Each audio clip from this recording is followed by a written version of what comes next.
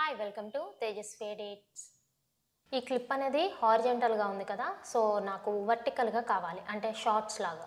So దానికోసం ఇక్కడ settings అనే ఆప్షన్ ఉంటుంది. సో దాన్ని క్లిక్ చేస్తే ఇక్కడ మనకి టైమ్ లైన్ రిజల్యూషన్ మనకి ఇష్టమైనది సెట్ చేసుకోవచ్చు. అండ్ ఇక్కడ యూజ్ వర్టికల్ రిజల్యూషన్ అని చెక్ బాక్స్ ఉంది కదా, సో దాన్ని టిక్ చేయాలి అండ్ సేవ్. సో వర్టికల్గా వచ్చేసింది అనమాట. అయితే మనకి క్లిప్ అనేది ఫుల్గా కనపడట్లేదు కదా, సో అప్పుడు ఏం చేద్దామంటే దీన్ని రొటేట్ చేద్దాం. సో దానికోసం రైట్ సైడ్ ఇన్స్పెక్టర్లో రొటేషన్ యాంగిల్ అని ఉంటుంది. దీని వాల్యూని -90కి సెట్ చేస్తున్నాం.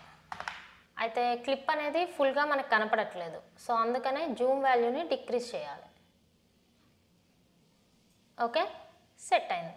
నెక్స్ట్ ఎక్స్పోర్టింగ్ విషయానికి వస్తే, సో డెలివరీ పేజ్కి వెళ్తున్నా అండ్ ఇక్కడ మనం ఫైల్ నేమ్ ఇస్తాం అండ్ లొకేషన్ అండ్ ఇక్కడ format MP4, time line resolution మనం అక్కడ ఎంత అయితే అంత ఇవ్వచ్చు లేదా చేంజ్ చేసుకోవచ్చు. నేనైతే సేమ్ ఇస్తున్నా.